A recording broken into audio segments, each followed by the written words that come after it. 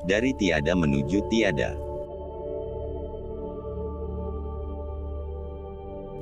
Pada usia sekitar 8 tahun, keluargaku pindah ke pesawahan terpencil. Ketika baru masuk ke kelas 4 SD, mata sudah mengalami rabun jauh. Tak lama aku dan kedua adikku dipindahkan sekolah ke SD negeri kampung situ. Kelas 5 SD usia sekitar 9 tahun, bencana itu datang. Setelah olahraga lari jarak jauh, aku terbatuk-batuk parah, jantung berdegup kencang tak beraturan. Kulit kering menguning. Bibir retak pecah-pecah. Gejala berkunang-kunang menjadi-jadi. Dan, anehnya, jantung berdebar kencang itu berlangsung terus-menerus tiada henti, saat tidur, bangun, berjalan, berlari, atau sekedar duduk-duduk. Itu berlangsung setiap hari, 24 jam, bertahun-tahun. Dari waktu ke waktu, sindrom penyakit aneh ini kian menjadi. Bukan cuma kulit yang mengalami kekeringan, tapi kelenjar mukosa di rongga mulut, hidung, kelopak mata mengalami kekeringan. Bahkan otot-otot menjadi kian lemah, mudah kram. Rambut pun juga kering dan rontok. Setiap melangkah saat berangkat menuju sekolah, perut kanan bawah pasti mengalami kejang, dan harus memelankan langkah sambil menahan sakit. Kekeringan tubuh ini membuat kulit mengeriput. Kulit yang sebelumnya kuning terang, lama-lama menjadi lebih gelap. Kulitku tidak mengelupas model penyakit eksim, tetapi menebal mengeras, sepertinya, sel-sel mati menumpuk menjadi seperti kapalan di tingkat sedang. Lemak-lemak dan otot atau daging terkikis. Buat tidur, kulit sakit perih dan terasa langsung nempel ke tulang, gak ada bantalan lemak pelapisnya. Selain itu, beberapa bagian tulang-tulang terasa mengalami erosi, dapat dirasakan atau dilihat dari perubahan bentuk maupun cara kerjanya. Gigi terkikis menipis, memendek, mengecil, dan akibat permukaan yang tidak rata dan efek kekeringan, mudah terbentuk plak atau tartar.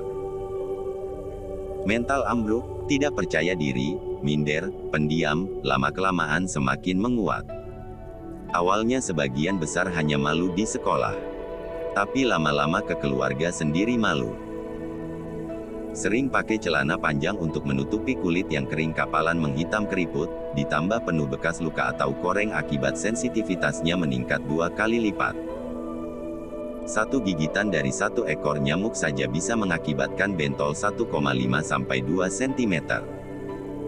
Sangat sulit untuk menahan diri untuk tidak menggaruk sampai luka. Sepertinya gangguan ini menurun dari garis ibu, karena tanteku juga ada yang punya sensitivitas kulit seperti ini.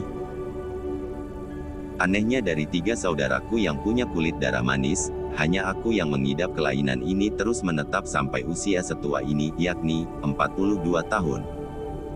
Mungkin karena kulitku tidak mengalami generasi secara normal. Bertahun-tahun tidak ada kemajuan.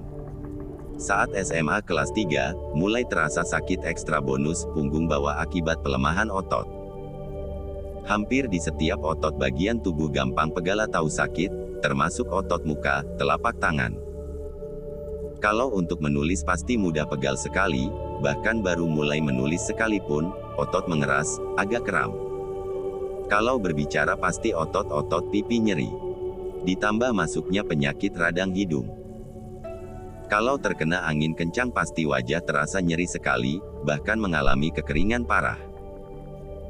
Sepertinya angin mengikis kelembaban wajah, yang mungkin diakibatkan oleh tipisnya lemak atau lipid yang seharusnya berguna untuk mengikat air di permukaan kulit.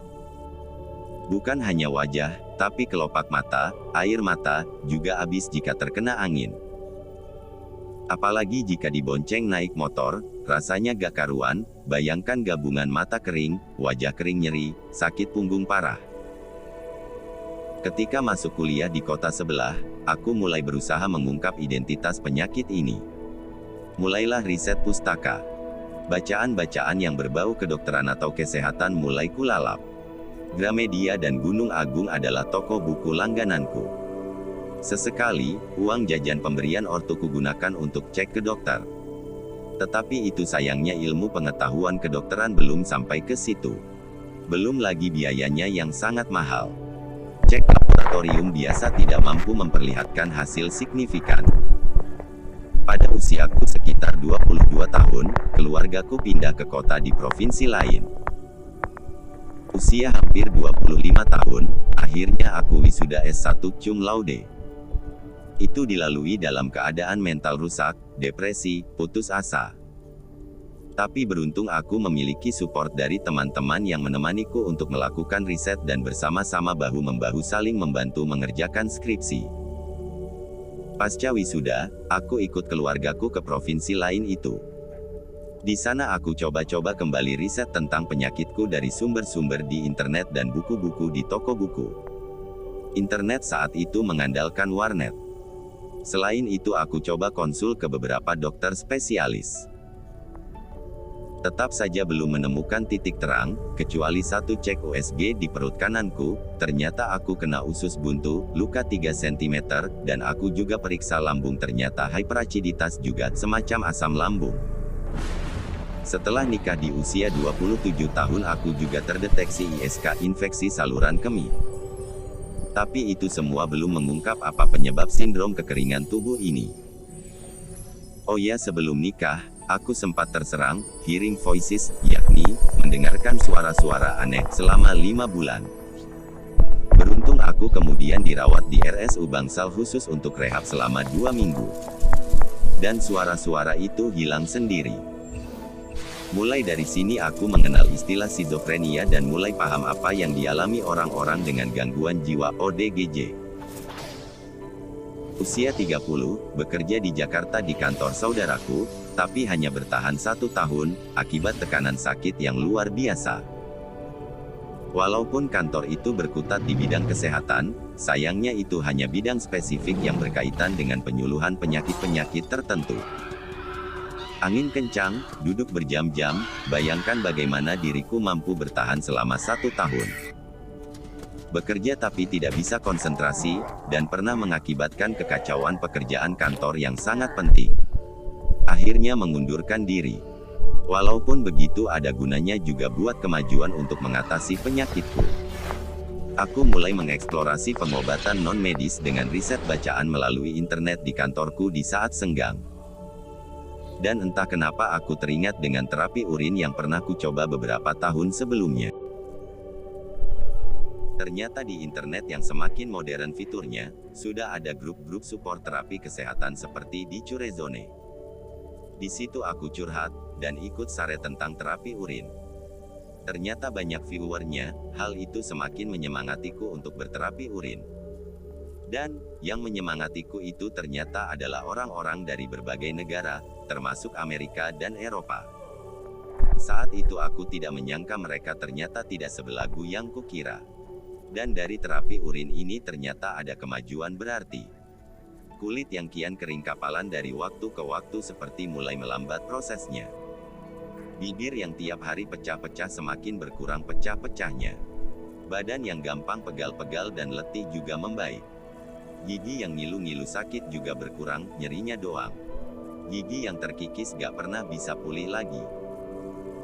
Meskipun terapi urin telah berperan dalam menghambat proses pemburukan penyakitku, tapi itu hanya sampai ke tingkat tertentu. Belum ada perbaikan ke tingkat yang lebih baik lagi. Seperti stak. Mungkin akibat sebagian organ tubuhku sudah terlanjur rusak, karena telat bertemu dengan terapi ini. Namun, biar bagaimanapun aku kini lebih rileks menghadapi kehidupan. Tidak terlalu cemas lagi dengan pemburukan penyakit ini. Aku tidak lagi terlalu takut mati. Dari tiada menuju tiada. Tanggal 2 Agustus tahun 2021 pukul 7.